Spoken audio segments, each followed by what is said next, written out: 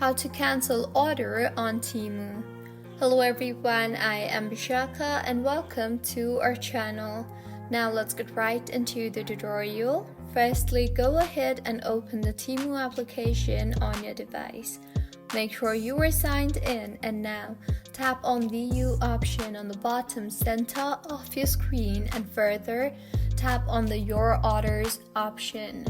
In here, make sure you are in the All Orders tab.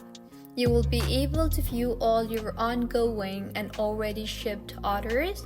Remember that in this case, there are a few things that you should remember. First, you can only cancel an order if the actual order itself has not left the facility, meaning you could actually cancel order within the 24 to 48 hour mark when you place the actual order. Once the order has been departed, you cannot cancel your order. And if your order is already on the way or has been already arrived on the destination, then you will no longer be able to cancel your order. So this is how you can cancel order on Temu. If you find this tutorial helpful, please like the video and do comment if you have any queries. Also do subscribe to our channel Lock and Shines for similar helpful tutorials. See you on the next one.